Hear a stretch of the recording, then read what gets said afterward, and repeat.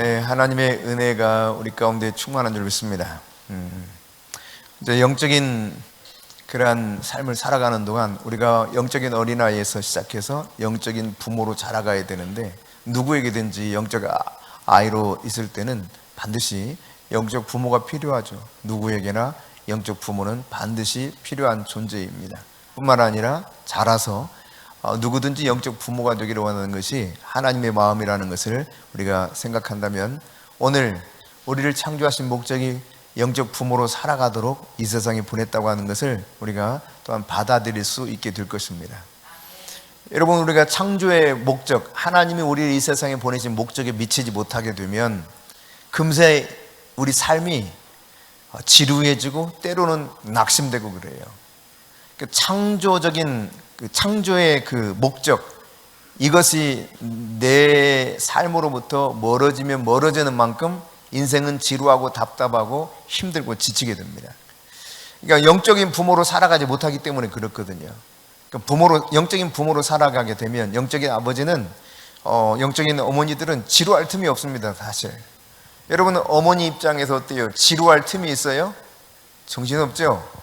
예, 아이를 양육하는 그 하루하루가 늘 전쟁처럼 막 정신없이 지나갑니다. 그런데 그 속에서도 내 안에 기쁨이 충만해요. 또 부모로서의 위험이 이렇게 딱 생깁니다. 자녀를 낳아보지 못한 사람과 자녀를 낳은 사람과의 이 차이가 또 확실히 다르게 되죠. 말라기 4장 5절과 6절에 보면 엘리야에 대한 언급을 하면서 말라기 선지자를 통해서 하나님이 이렇게 말씀합니다. 같이 읽어봅니다. 시작.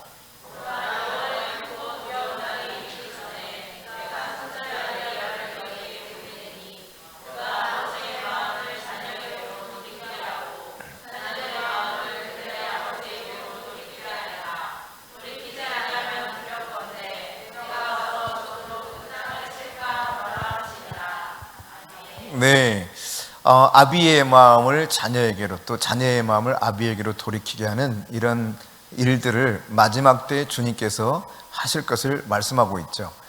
여러분, 교회에 아주 살아있는 생기가 막 운행하는 이런 삶은 어떤 때 과연 일어날까요? 그럼 여러분 집안에 생기가 어느 때 있어요? 제일 기쁨이 충만한 생기가 막 돌아. 어느 때 그래요? 아이가 태어나고 아이가 자라가는 과정을 보면서 집안에는 온통 웃음꽃이죠. 꽃 중에 제일 예쁜 꽃이 애기라며요. 네, 정말 생기가 돌아요. 생기가. 마찬가지입니다. 여러분, 교회에 생기가 돌게 하는 열쇠 중에 열쇠는 내가 영적인 아버지, 영적인 어머니가 되는 거예요. 그러면 생기가 돌기 시작해요. 나부터 시작해서 생기가 돌아요. 그러니까 내가 영적인 아비가 되면, 영적인 어미가 되면, 내가 책임지고 양육하고 훈련해야 될 그런 영적 자녀가 있다고 하는 것은 나로 하여금 살아갈 목적을 갖게 하고 기쁨을 갖게 하죠. 그 속에서 희노애락이 다 있죠. 에베소 4장 11절 12절에 보면은 하나님이 이렇게 말씀하고 있어요. 어떤 사람은 사도로, 어떤 사람은 선지자로, 어떤 사람은 복음 전하는 자로, 어떤 사람은 목사와 교사로 세우셨으니 뭐라고 말합니까? 이는 성도를 온전하게 하며 봉사의 일을 하게 하며 그리스도의 몸을 세우려 하십니다. 이와 같이 말씀합니다. 그러니까 교회의 모든 성도는 사실상 각각의 기능을 다 가지고 있습니다. 그러니까 한번 같이 해봅시다. 나는 하나님이 세우신 사역자입니다. 네, 여러분 모두는 사역자예요. 하나님이 다 사역하도록 부르신 겁니다. 이 세상에 보내신 목적은 교회의 몸을 세우도록 그렇게 세상에 보냈어요. 하나님이 사역하도록 세상에 여러분들을 특별히 그리스도의 지체로서 불러서 그리스도의 몸을 세워가게 하셨다는 사실입니다. 사도행전 2장에 보면 거기 이제 마가의 다락방에 모여서 성도들이 함께 기도하죠. 그 기도하는 가운데 성령이 임해서 그들이 이전에 들어보지 못했던 언어로 다른 언어로 말하기를 시작합니다. 즉 방언을 했다 이 말입니다. 방언을. 근데 이 방언하는 모습을 보면서 5절부터 13절 사이에 보면은 여러 나라에 흩어진 유대인들 가운데 경건한 유대인들이 다 몰려왔어요. 예루살렘으로. 왜 그러냐면 1절에 보면은 이때가 오순절 때가 되었다 그랬어요. 그러니까 오순절 때 다 흩어졌던 유대인들 가운데서도 특별히 경건한 유대인들은 하나님이 말씀하신 이 절기에마다 예루살렘에 올라오도록 명령하셨던 이 명령을 따라 다 올라온 거예요. 예루살렘에. 근데 거기서 여러 사람들이 모여가지고 막 방언을 해요. 방언을. other tongues, 다른 언어, 자기의 방언으로 제자들이 말하는 것을 듣고 소동했다 그랬습니다. 거기 모인 사람들은 뒤에 보면 어디서 왔는가 보여지고 있죠. 바데, 메데, 엘람, 메소포타미아, 유대 갑바도기아, 본도, 아시아, 부르기아, 밤빌리아, 애굽, 그리고 구레네에 가까운 리비아, 여러 지방에서 사람들이 몰려왔어요. 근데 그 사람들이 각각의 자기 지방 언어로 이 사람들이 모여서 말하고 있는 걸 듣게 되었어요. 그러니까 하나님과 우리만 알아듣는 방언이 있는가 하면 실제로 지방의 각각의 언어로 들리는 방언도 주어지게 됩니다. 근데 이 방언을 하고 있는 거예요. 뭐 들리는 은사라고 표현하기도 하고 말하는 방언의 은사다라고도 말을 하는데, 어쨌든 이 성경적 표현을 보면 그 자기의 나라들의 방언으로 이야기하더라는 거죠. 그 지방의 언어로 자기들이 살고 지내왔던 디아스포라 유대인들이 각각 흩어진 그 나라들 속에서 왔는데 자기가 거주하고 있는 그 나라 언어로 이들이 말하는 것을 듣기 시작한 거예요. 근데 여러분, 그들이 무슨 말을 했느냐? 11절에 보면 이렇게 기록해요. 11절입니다. 시작. 그레데인과 그 뒷부분만 보면 되는데, 우리가 다 우리의 각언어로 뭘 들었다고요? 하나님의 큰 일을 말하는 걸 들었다는 거예요. 그러니까 하나님이 어떻게 얼마나 놀라운 일을 행하셨는가라고 하는 사실을 자기가 살고 있는 각 지방의 언어로 그들이 듣기 시작했다. 그러니까 120명의 성도들이 갑자기 성령께서 그 혀들을 주관하니까 외국어가 나온 거예요. 외국어가 나와서 어떤 사람은 엘람 말로, 어떤 사람은 메데 말로, 어떤 사람은 갑바도기아 사투리로, 말하자면 그 지방의 언어로, 각각 이렇게 뭐 구레네에서 가까운 리비아 사람들 언어까지 다양한 언어로 말을 하기는데 그 말의 내용은 똑같아요. 뭘 말했다고요?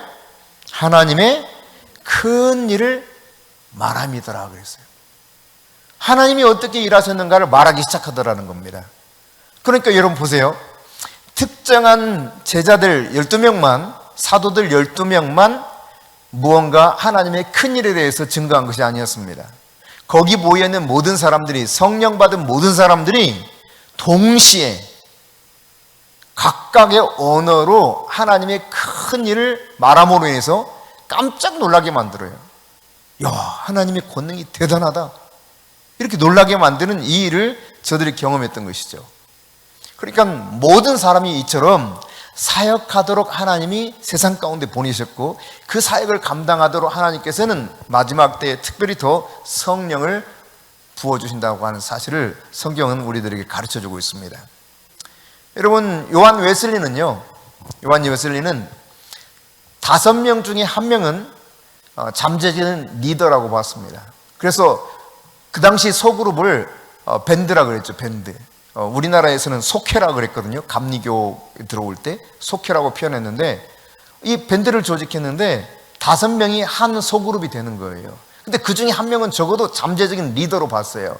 그러니까 비록 아직 뭐 제대로 뭘 성경에 대한 해박한 지식도 없고 오랜 동안 신앙생활을 해온 것도 아니지만 하나님의 성령이 함께 하시면 그 속에 하나님이 리더십을 세워주셔서 뭔가 하나님의 역사를 감당할 수 있도록 해주신다는 사실을 확신했어요. 그리고 그냥 떼어서 소그룹 만든 겁니다. 이 소그룹이 활발하게 육성되면서 소위 감리교가 엄청나게 성장하게 되었죠. 영국의 성공회에서 나와가지고. 예. 여러분, 영적 아버지 된다고 하는 것은 이처럼 감리교의 그 창시적 모태에서 볼 수 있는 것처럼 이 영적 아버지, 영적 리더가 된다고 하는 것은 영적인 추수를 막 쏘아 올리는 거하고 똑같은 거예요. 여러분, 여의도 순복음교회가 전 세계 최고의 교회가 될 수 있었던 가장 최고 비결, 그건 어떤 것일까요? 그것은 바로 소위 구역제도입니다. 구역제도. 네. 물론 이 구역제도를 영락교회 한경직 목사님이 제일 먼저 만드시긴 하셨어요, 우리나라에서. 그렇지만 이것을 실질적으로 평신도들에게 리더십을 이양하면서 평신도, 그것도 여성 성도들에게, 여성 평신도들에게 리더십을 이양하면서 여성들이 구역장을 하면서 완전히 발칵 뒤집힌 거예요. 거기서 엄청난 성장이 일어나기 시작한 겁니다. 그 잠재적인 리더들이 다 있는 거예요. 하나님이 세워놓으신 리더들이. 영적인 아버지가 되면 이와 같은 놀라운 일들을 보게 될 수 있어요. 그러니까 여러분 한 사람 한 사람이 영적인 아비로서 자라가야 됩니다. 그러면 스스로 살아나고 생기가 있을 뿐만 아니라 나의 그 영적 아비된 삶을 통해서 어떤 역사가 일어나느냐? 동일하게 교회에 이런 생기가 막 생기면서 영적인 추수가 계속 일어나게 된다는 이야기입니다. 여러분, 영적인 아버지 되는 영적인 아버지의 마음을 여러분이 가지고 영적인 자녀를 낳아야 돼요. 그 영적인 자녀를 출산했으면 영적인 자녀에게 먹여야죠. 양육하고 훈련하고, 그리고 이들을 이제 어느 정도 성장하면 이제 풀어놓는 거예요. 그들로 하여금 다시 그들도 영적으로 출산하고 양육하고 훈련시키도록 풀어놓는 거죠. 이런 일들을 감당하게 되면 영적인 추수가 아주 활발하게 일어나게 되는 것이죠. 이런 준비를 하도록 하기 위해서 하나님께서는 성령을 보내셔서 사도, 선지자, 복음 전하는 자, 목사와 교사를 세우시고 이 성도를 잘 구비시켜서 온전하게 해서 그리스도의 몸을 세우기 위해서 이와 같이 성령이 각각의 직임을 주셨다라고 말씀하고 있어요. 여러분, 하나님이 우리에게 이게 성도로서 부름받고 교회로 올 때 어떤 마음을 가지고 오도록 하냐면 그냥 교회 왔다 갔다 하는 이런 마음 아니고요. 여러분 이제 올 때마다 뭘 가지고 와야 되냐? 영적인 기저귀를 가지고 와야 돼요. 내가 영적인 애기를 기저귀를 갈아 채워줘야지. 이런 마음 가지고. 영적 기저귀를 하나씩 가지고 와야 돼. 그래서 기저귀를 갈아주고 또 한밤중이라도 그냥 젖을 먹여야 된다 그러면 젖을 먹이는 엄마처럼 영적인 젖을 먹여주고 그래야 되는 것이죠. 여러분 저는 이제 여성이 아니기 때문에 아이를 낳아보지 못했습니다만 그래서 그 신체의 변화를 잘 모르지만 기록된 거에 의하면 그리고 이제 지켜본 거에 의하면 아이를 출산하고 나서 엄마들은 이 아이에게 어떤 일정한 시간 정도 흐르게 되면 아이가 배고프다고 낑낑거리지 않아도 어떻게 돼요? 젖이 퉁퉁 붑니다. 젖이 돌아요, 젖이. 그래서 이 엄마 젖을 아기에게 먹여줘요. 그러면 아이가 이것을 먹고 잘 건강하게 자랄 뿐만 아니라 엄마도 이로 인해서 몸이 건강해지죠. 근데 또 반대로 보면 아이가 배고플 때 젖 달라고 그래요. 그러면 아기에게 언제든지 젖을 줄 준비를 엄마는 하고 있죠. 그 엄마가 젖을 주면 아이는 잘 먹고 건강하게 자라나고 엄마도 역시 그로 인해서 전체적인 건강이 더 신속하게 회복된다고 하는 것을 우리가 알고 있죠. 네.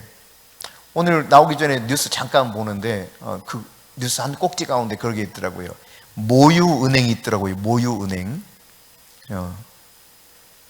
아이들이 모유를 먹지 못하면 이게 건강에 치명적인 일들이 일어날 수 있다는 거예요. 특히 조산한 아이들. 그래서 모유은행에다가 이렇게 누군가 기부를 하면 이걸 가지고 모유은행에서 그 신청한 엄마들에게 제공하는 이런 시스템이 우리나라에 갖춰져 있긴 하더라고요. 물론 아직 하나밖에 없는데 정부의 지원도 별로 거의 없어서 늘 적자 상태에서 있는 은행이다 그러는데 어쨌건 여러분 이 엄마는 젖이 돌고 그냥 그러면 아이한테 젖을 먹이는데 그때가 되면 아기도 먹어야 될 때예요. 하나님이 좀 기가 막히게 그렇게 만들어 놓으셨단 말이죠. 그러니까 여러분이 교회에 오실 때 이제 내가 어느 정도 영적으로 자라났다 싶으면 기저귀 챙겨 오시고, 젖 먹일 준비도 하고 오시고 그래야 돼요. 한밤중에도 엄마가 젖 먹이는 것처럼 그냥 젖 달라고 그냥 때를 쓰면 그래 내가 기꺼이 주지 하고 돌볼 수 있는 마음의 자세를 가지고 교회에 오셔야 된다 이 말입니다. 근데 대부분 성도들은요 혼자만 덜렁덜렁 다니 덜렁덜렁 혼자만 덜렁덜렁 자기 신앙도 주체를 못해. 근데 여러분 참 신기하죠? 참 철딱선이 없는 이 자매 같은 경우도 결혼해서 애를 낳으면 갑자기 성숙해져요. 아기를 뭐 어떻게 길러야 된다 말하지 않아도 아기에 대한 모든 그 필요를 채워줄 뿐만 아니라 사랑을 다 쏟아서 양육합니다. 엄마가 되면 그렇게 되는 거예요. 영적인 아비, 영적인 어미가 되면 자연스럽게 신속하게 나도 신앙이 성장해요. 고민하게 되거든요. 어떻게 하면 내가 이 영적인 자녀를 잘 먹여서 제대로 건강하게 자라게 할까? 고민하면서 기도하면서 뭔가 부족하기 때문에 하나님을 더 의지하게 되고, 그래서 아이한테 뭔가 채워줘야 되는데 내가 잘 알지 못하기 때문에 뭔가를 알아봐야 되고, 그런 것처럼 똑같이 하나님을 더 깊이 알려고 해요. 왜? 내가 돌보고 있는 이 영혼에게 뭔가 쏟아 부어줘야 되기 때문에. 내가 모르는 부분, 이 자라나고 있는 어린아이가 물을 때 내가 무언가 대답을 해주고 거기에 적절한 도움을 줘야 되는데 그러지 못하기 때문에 그런 부분들을 섭렵하고 또 성장하기 위해서 스스로 노력하게 되죠. 그래서 여러분 그런 말이 있어요. Teaching is learning. 가르치는 게 배우는 거다.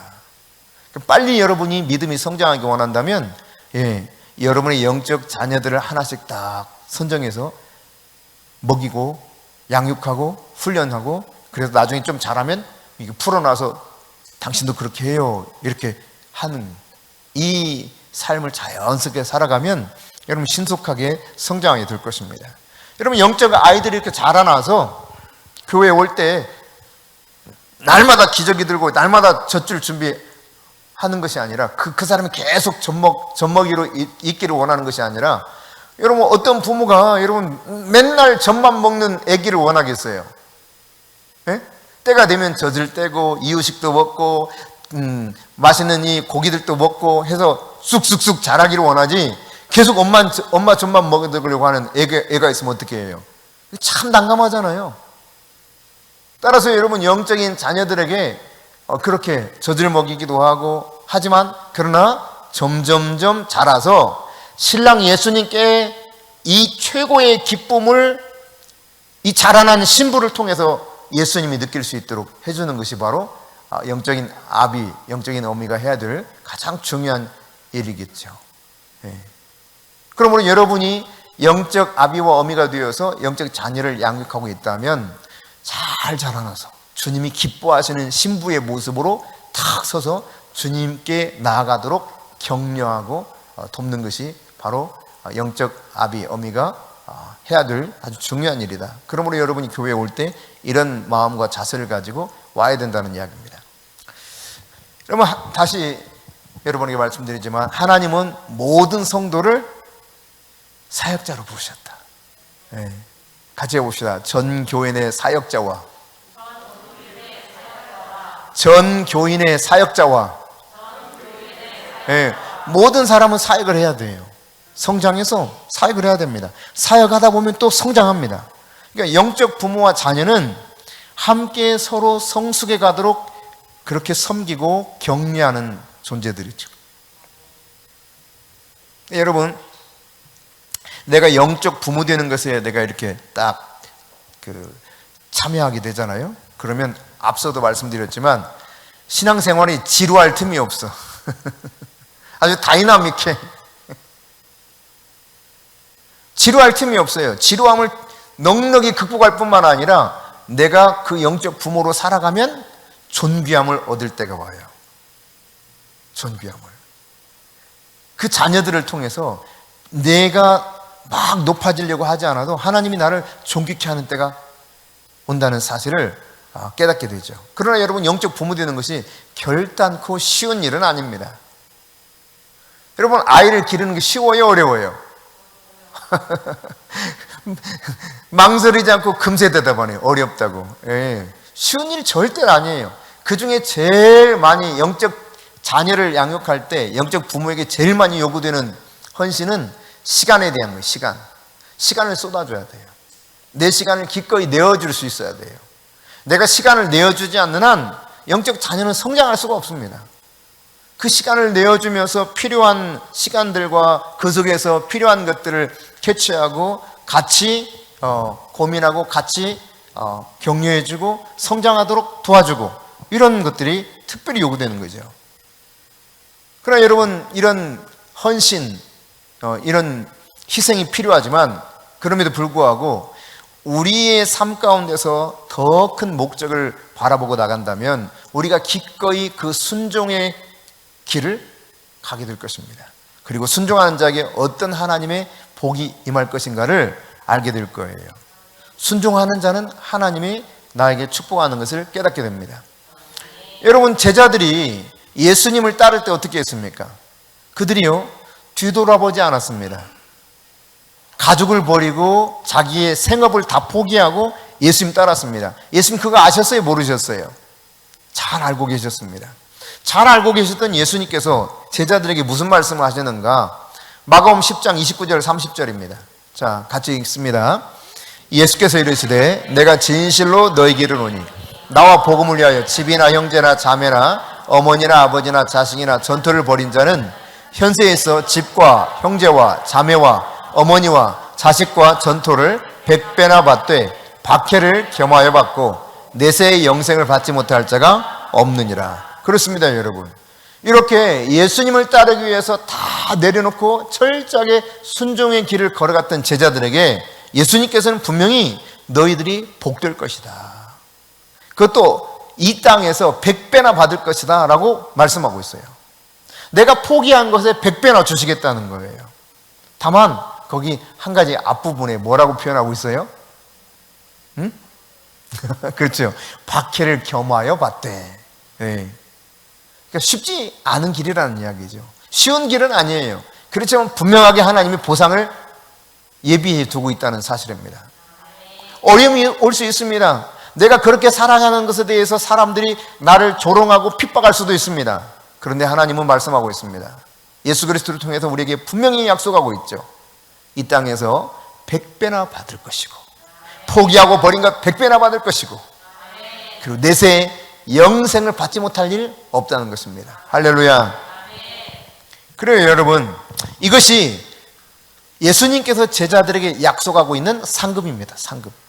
동일하게 여러분, 오늘 이 시대의 신앙생활은 우리에게도 주님 똑같이 말씀하고 계시는 것이죠. 주님을 따르기 위해서 주님이 말씀하신 것처럼 영적인 자녀를 출산하고 양육하고 그들을 잘 세워나가서 훈련시켜서 제대로 성장하게 만드는 이런 과정 속에 기꺼이 순종하는 자에게 주님은 동일하게 그런 은혜와 복을 예비해 주고 있다는 사실이에요. 여러분, 민수기의 말씀에 보면은 이제 광야길을 쭉 걸어가지 않습니까? 본래 하나님께서 출애굽시킬 때 말씀하셨던 건 뭡니까?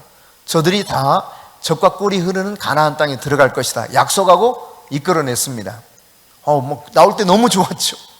더 이상 이제 노예 생활 안 해도 되는 거예요. 얼마나 신이 났어요. 그런데요, 조금 가다가 마음이 바뀌어요. 이놈의 광야길 언제까지 끝나는지 알 수가 없어. 아마 그들이 생각했을 때는 그들도 아마 짐작했을 겁니다. 그렇게 멀지 않은 광야길이라는 거. 뭐 한 열흘 정도면 갈 수 있는 거리니까요. 그래서 쉽게 끝날 줄 알았는데 이게 쉬운 길이 아니에요. 그냥 주님이 그냥 직선길로 인도하면 얼마나 좋겠어요. 근데 구불구불 어디로 가는지도 몰라. 오늘은 이곳, 내일은 저곳. 오늘은 잠시 멈추자. 거기서 시내산 같은 경우는 아예 1년을 멈추게 만들어요. 1년.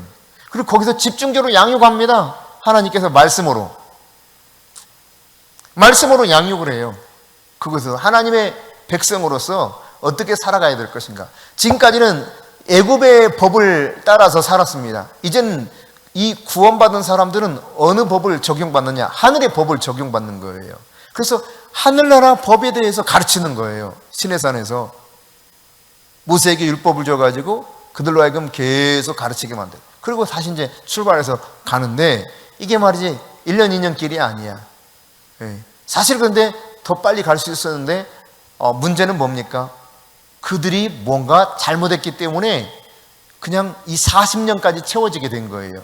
어쩌면 율법을 배우고 나서 신속하게 제대로 갔다면 아마 글쎄요, 잘은 모르겠지만 뭐 조금 약간 돌리긴 하셨을지 모르겠어요. 그렇지만 가급적 빨리 가도록 하시는 것이 주님의 방법이었을 것이라고 생각됩니다. 제대로만 저들이 마음의 준비를 하고 변화된 삶을 살았다면. 근데 이 변화가 안 되는 거예요. 변화가 자꾸 예전에 종로를 했던 옛 습관으로 돌아가는 겁니다. 차라리 애굽에 가서 종로로 사는 게 낫다고 말합니다.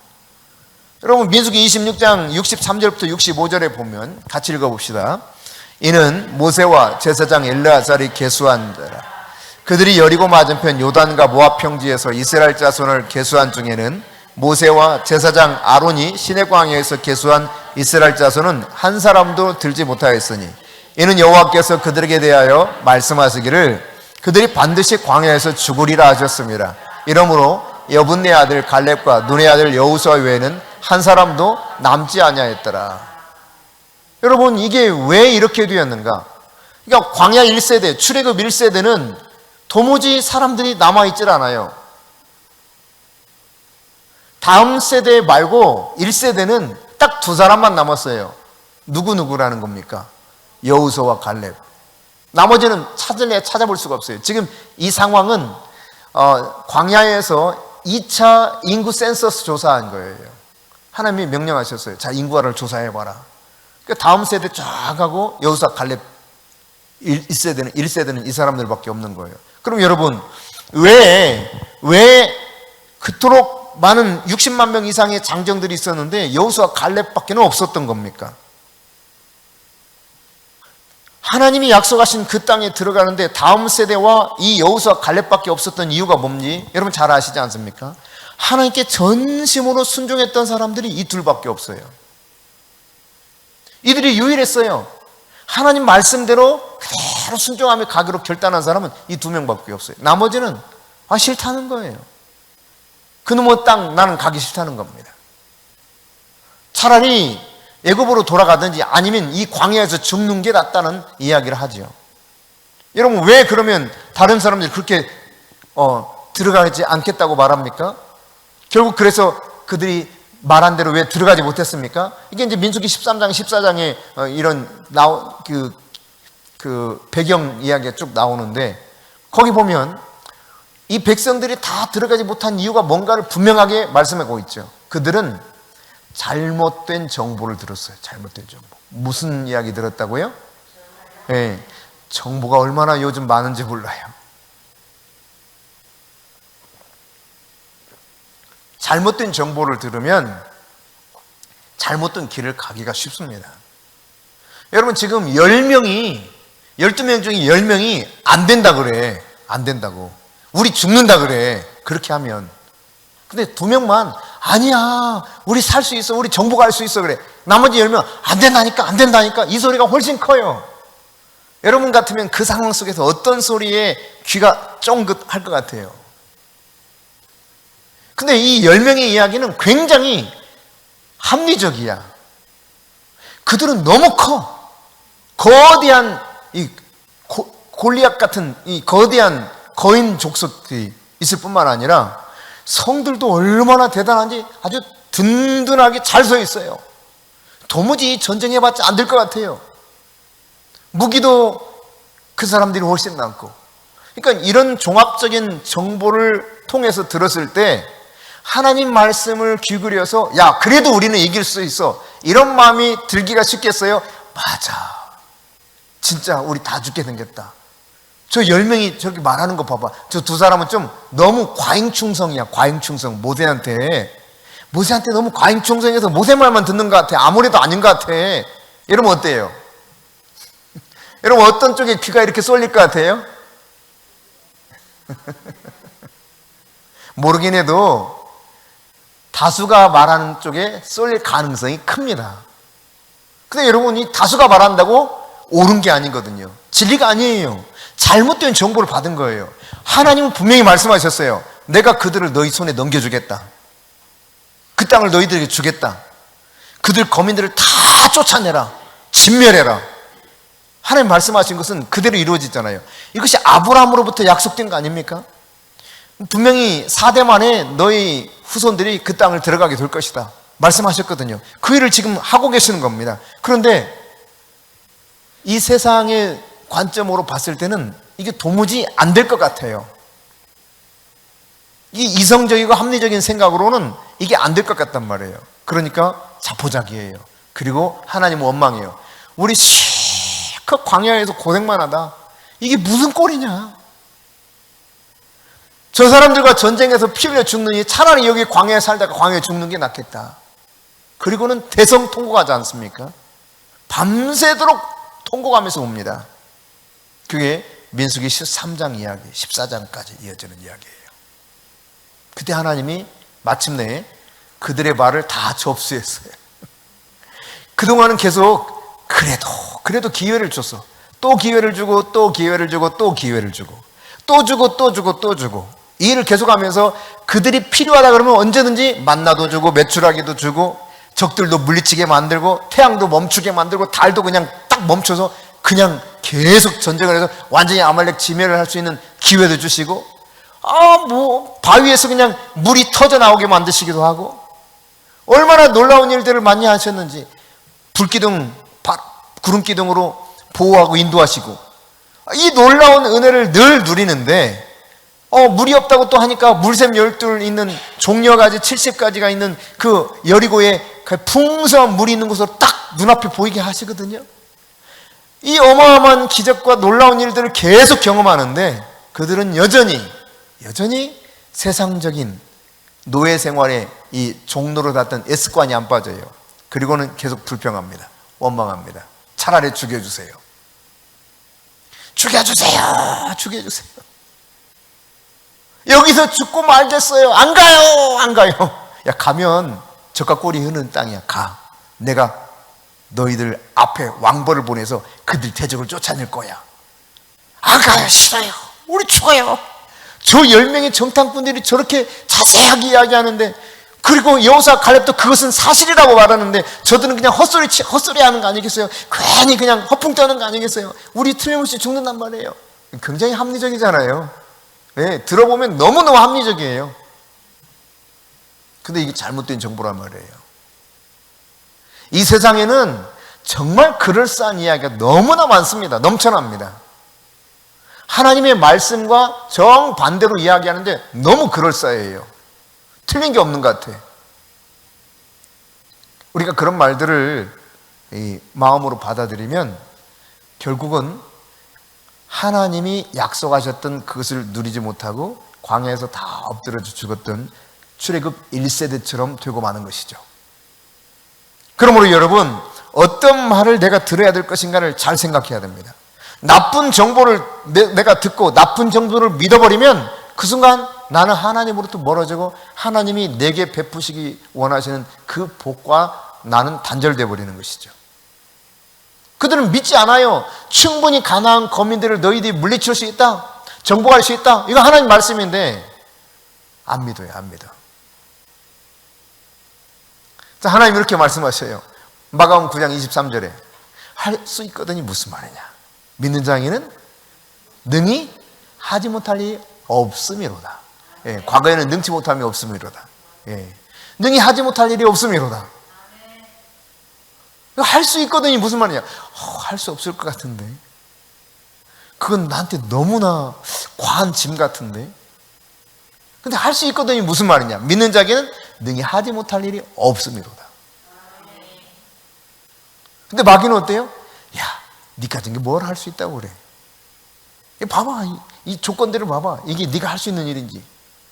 여기 산적해 있는 문제들을 네가 풀어낼 수 있다고. 말도 안 돼. 야, 너는 맨날 바쁘다면 어떻게 그거 영적 아비로서 그 양육하면서 살겠어? 너는 안 돼. 그리고 너 할 때마다 맨날 실수하잖아. 실수투성이가 뭘 하겠다고. 마귀가 계속 거짓말합니다. 끊임없이 못한다고, 할 수 없다고. 근데 그걸 들어보면 진짜 같다니까요. 왜? 그것이 거짓에 기초한 것이 아니라 일종의 사실에 기초한 정보를 가지고 흔들기 때문에. 그래서 사람들이 흔들리는 거예요. 진짜처럼 믿는 거예요.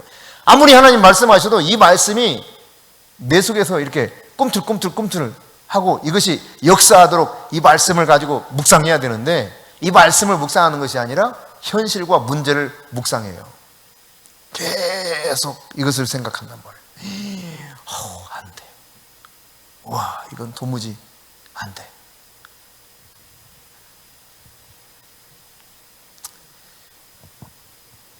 여러분, 진리는 하나님께서 여러분을 영적 아비로 부르고 계시다는 사실입니다. 자라나서 악한 자를 이기는 청년의 신앙적 상태로 자랄 뿐만 아니라 태초부터 계신 이가 어떤 인지를 잘 알아서 영적 아비가 되어서 새로운 생명을 출산하고 양육하고 훈련해서 그 제자를 만들어가는 이러한 영적 아비로 불렀다고 하는 것이 성경에서 우리에게 말씀해주고 있는 진리예요. 나는 그럴 능력 없어요. 나는 그런 재능 없어요. 나는 지식도 없어요. 없어도 할 수 있습니다. 여러분, 지식이 있어서 애 엄마가 됩니까? 지식이 많은 사람만 애 엄마가 되어서 애를 잘 기릅니까? 천만에요. 세상에 지식이 없어도요, 애 엄마 되면 자연스럽게 애를 잘 기릅니다. 뭐 똑같아요. 다를 바가 없어요. 하나님께서 나를 부르고 계신다는 사실에 내가 순종하고 나가면 하나님이 나에게 성령을 통해서 기름을 부어주시는 겁니다. 할렐루야. 그럼 여러분, 우리가 자연적으로 내 힘으로 할 수 있는 일을 넘어서서 초자연적인 일을 하게 하시는 하나님을 바라봐야 돼요. 늘 내가 할 수 있는 것만 생각하면 하나님이 내 안에서 어떤 일도 하실 수가 없어요. 내가 할 수 있는 일을 뛰어넘어서 역사하실 수 있는 분이 하나님이라는 사실에 대해서는 여러분 인정하십니까? 그 하나님이 전능하신 하나님이라는 사실을 믿습니까? 그러면 여러분, 그 하나님이 나를 통해서 무엇이든지 할 수 있다는 사실을 받아들이고 내가 기꺼이 주님의 말씀에 순종해서 영적인 부모가 되기로 결단하고 영적인 자녀를 출산하고 양육하면 하나님이 그에 합당한 지혜와 능력을 성령을 통해서 공급해 주실 것입니다.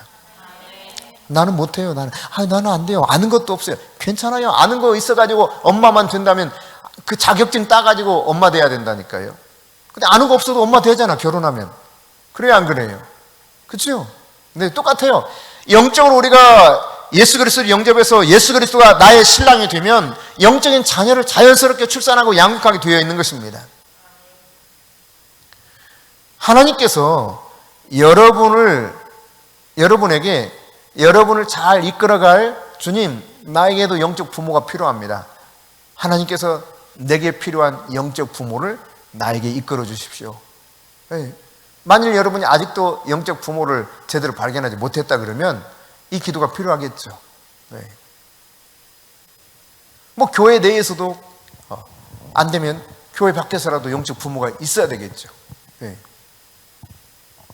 근데 여러분, 동시에 뭘 하나님 앞에 요청해야 되느냐? 다음 세대를 위한 영적 부모가 되기를 갈망하면서 주님, 내가 그렇게 되기를 소망합니다. 내가 영적 부모 되기를 소망합니다. 여러분이 그렇게 하나님 앞에 또 부르심에 합당한 자세를 가지고 나아가야 될 것입니다. 여러분, 하나님은요, 지혜로운 자, 강한 자를 정말 멋지게 쓰는 분, 그런 분이라기보다 내가 주 안에서 얼마나 약한 것인가를 깨달은 사람, 이 사람을 지혜롭게 하시고 강하게 하셔서 하나님의 역사를 만들어가는 것입니다. 그러니까 나의 약함을 주님 앞에서 인정하고 주님의 도움을 구하면 주님이 그 안에서 내게 맡겨진 그 어떤 일이든지 감당하도록 지혜와 은사와 능력을 공급해 주신다는 사실이에요. 네. 어떤 자리가 딱 맡겨지면 신기하죠. 그 일을 할 수 있는 지혜와 능력 하나님 공급해 주셔요.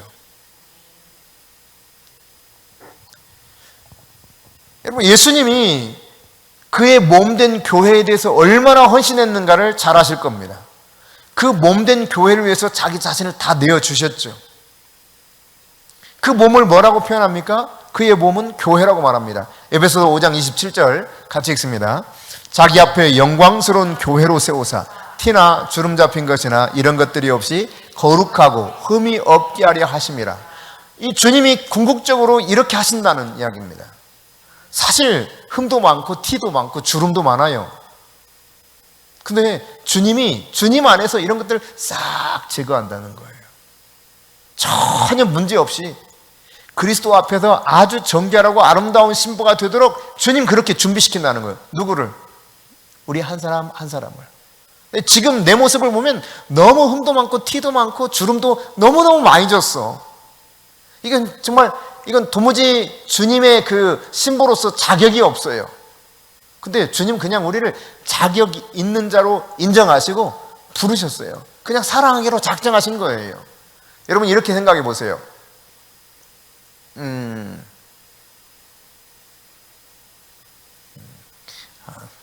우리 진영이밖에 없네. 우리 진영이가 이제 마침내 좋은 배우자의 깜을 만났습니다. 그래서 이제 결혼하기로 했어요. 근데 결혼식 날이 딱 됐어. 근데 그 결혼식 날 신부가 오다가 시궁창에 빠졌어. 그래가지고 완전히 막 지저분하고 냄새나고 나 그래서 안 살래. 그럴까요? 혹시 그럴 일이 있을까요? 시궁창에 빠져서 난 못 살겠다. 너같이 냄새나는 냄새 난 못 살아. 시궁창에 빠진 너하고는 못 살아. 그러겠어요? 여러분 그럴 일이 도무지 있을 수가 없습니다. 어서 빨리 뭔가 깨끗하게 하고 다시 새 옷을 입혀가지고 어서 1시간이라도 빨리 결혼하고 싶어 하겠죠. 우리가 여러분 티가 있고 흠이 있고 주름이 있고 그런다고 주님이 포기하지 않으세요. 우리 신부로 그냥 작정하셨어요. 그래 거룩하고 흠이 없는 신부가 되도록 만들려고 작정하셔서 그분이 지금 착착착착착 진행해 가고 있는 거예요. 할렐루야. 그분은 그것을 위해서 십자가에서 온전히 희생하셨습니다. 자신의 피를 다 쏟았습니다. 그리고 우리 사신 거예요. 너 내게 있어 너무 아름다운 신부야. 그게 바로 성도 한 사람 한 사람 바로 우리라는 사실이에요. 그게 교회예요. 교회. 아무리 지나온 세월 동안 여러분 교회가 문제가 많잖아요. 문제 없었던 시기가 얼마나 있습니까? 그죠? 중세시대도 막 진짜 엉망진창이었잖아요. 면죄부를 막 갖다 팔기도 하고 기가 막힌 일들이 벌어졌잖아요. 근데 그렇게 흠이 많은 정말 주름이 많고 티가 많은 교회인데 주님 포기하지 않으세요. 주님께서는 자신을 위해서 영광스러운 교회로 흠이 없고 전혀 티가 없는 아주 거룩한 교회로 만드시기로 작정하셨다니까요. 그게 주님이셔요. 아까 말씀드렸던 것처럼 우리 진영이가 정말 좋은 배우자감을 만나서 결혼식을 하려고 하는데 그 결혼식 당일날 신부가 똥통에 빠졌어.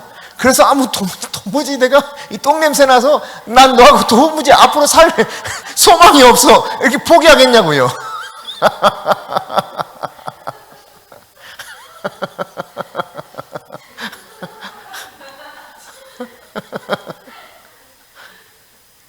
똥통에 빠졌으니 나는 다른 신부감 찾을래. 이러겠어요? 그런다면 좀 미친 신랑이죠. 미친 신랑. 그렇죠?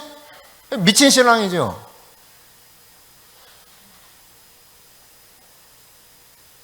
신랑 되신 예수님이 우리를 위해서 모든 희생을 다 하셨다니까요. 십자가에서.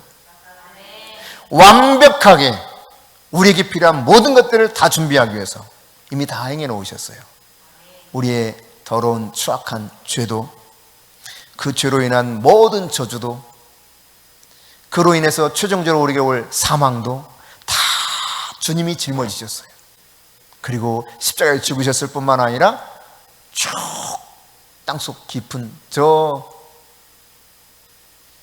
지옥까지 가셨다가 사흘 만에 하나님께서 죽은 자 가운데 다시 살리시고 부활하신 그분이 제자들을 다시금 하늘나라가 어떤 것인지 다시 오실 그분 어떤 상황까지 오실 건지 이것들을 이야기하면서 아버지의 약속하신 것 기다리도록 하고 있죠. 온천에 닿으며 만민에게 복음을 전파하라고 명령하고 있죠. 그러나 성령이 임할 때 바로 이런 일들을 할 수 있다 말씀하셨는데, 바로 주님은 이처럼 하여튼 이미 다 행해 놓으셨어요. 그러니까 여러분 그냥 신부로 딱 택정하셨다니까. 문제 있어요? 응. 문제 있어도 주님이 깨끗하게 하고 계셔. 할렐루야. 염려할 필요가 없어요. 완벽하게 모든 면에서 우리를 당신의 신부에 합당한 모습으로 단장시켜 주고 계신다. 그 주님을 여러분이 신뢰하실 수 있기를 바랍니다. 마지막 때 여러분, 그래서 예수님은 그 신부들, 자기 사람들에게 성령을 부어주시기로 약속하신 거예요. 성령을. 사도행전 2장 17절 18절입니다. 시작. 하나님이 말씀하시기를 말세 내가 내 영을 모든 육체에 부어주리니 너희의 자녀들은 예언할 것이요 너희의 젊은이들은 환상을 보고 너희의 늙은이들은 꿈을 꾸리라. 그때 내가 내 영을 내 남종과 여종들에게 부어주리니 그들이 예언할 것이요. 할렐루야. 네, 이처럼 완벽하게 주님이 준비하고 계세요. 새로운 영적인 부모 세대를 지금 일으키고 계시는 것입니다. 성령에 온전히 사로잡힐 사람들, 겸손함을 가지고 주님을 갈망하는 사람들, 종의 마음을 가지고 기꺼이 섬기고자 하는 사람들, 주님이 준비시키고 계세요. 우리를 그렇게 부르고 계시는 것이죠. 여러분, 이런 하나님의 부르심을 받아서 새로운 영적 부모로 준비되어 가는 이런 사람들은 자신을 믿어주고 자신을 양육하는 영적 부모에 대해서 존중하는 마음을 갖는 사람들입니다. 아비의 마음을 자녀들에게, 자녀들의 마음을 아비에게 돌이키는 이 하나님의 영의 역사가 있는 거예요. 할렐루야. 스스로 높이려는 소망은 없고 나를 믿어주고 지지해주고 돕고 양육해주는 영적 부모에 대한 존경심을 가지고 기꺼이 따라가는 이런 영적 다음 세대를 하나님이 지금 준비시키고 계신다는 사실이에요.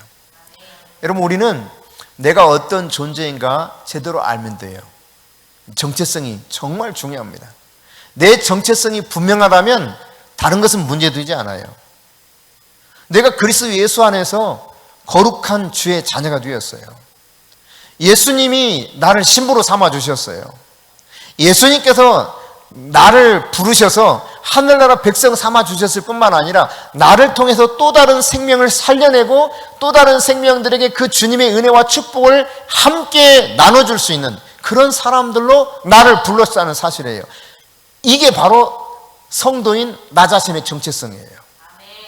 그러니까 나만 겨우 턱걸이 하듯이 그냥 들어가가지고 천국에 겨우 들어가는 것이 아니라, 그런 내 모습으로 하나님 나를 부르신 것이 아니라, 하나님은 나를 흠이나 티가 없이 주름 잡힌 것이 없이 완벽하게 거룩하게 하나님이 보시기에도 합당한 그런 예수 그리스도의 신부로 만들어 가시면서 동시에 나를 통해서 또 다른 주님의 신부들을 세워가는 이 일로 나를 불렀다는 사실입니다. 이걸 내가 깨달아야 돼요. 이런 사람들에게 하나님은 선물을 주시는, 선물을 하나님의 영을 부어주시는 선물로. 그래서 각양다양한 은사들이 우리 안에서 활성화되게 하시는 것입니다. 왜냐하면 이런 세대들을 구비시켜가고 그리스도의 그 신부로서 합당하게 서가는데 반드시 필요한 것은 바로 성령이기 때문에 성령의 도움이 없이는 제대로 설 수가 없어요. 그래서 주님께서는 하나님의 영광을 위해서 바르게 쓰여져야 되니까 바르게 쓰임받을 수 있는 모든 것들을 공급하시는데 바로 주님이 주시는 성령이요, 성령의 은사들이죠. 하나님이 온갖 것을 다 선물로 주십니다. 할렐루야. 내가 어떤 존재인가를 여러분이 성경적 관점에서 잘 생각하고 기억하시기 바랍니다. 마크 헨비라고 하는 분이 이런 이야기를 했는데 천천히 한번 같이 읽어봅시다. 시작. 영적 아버지는 삶과 사역을 통해 당신을 미성숙함에서 올바른 성장과 질서로 이끄는 사람이다. 영적 아버지는 거칠의 축복의 말을 하기보다는 당신의 영의 질서를 다잡기 위해 말 한마디로 당신의 골수와 심령을 찌른다. 영적인 아버지는 꼭 당신을 전도한 사람일 필요는 없다. 그러나 당신을 자포자기의 난간에서 데리고 나와서 이름을 주고 아들을 삼아 집으로 이끌어주는 사람이다. 이렇게 정의를 한 바가 있습니다. 여러분이 영적인 아비를 필요로 하는 사람과 동시에 영적인 이런 아비가 되어서 주님의 나를 향한 부르심, 그 목적대로 살아가는 가운데 여러분 삶에 생기가 도실 수 있고, 또 여러분이 그렇게 생기 도는 신앙생활 함으로 인해서 함께 지체를 이루고 있는 그리스도의 몸인 교회에 생기가 가득한 이런 놀라운 은혜가 있기를 바랍니다.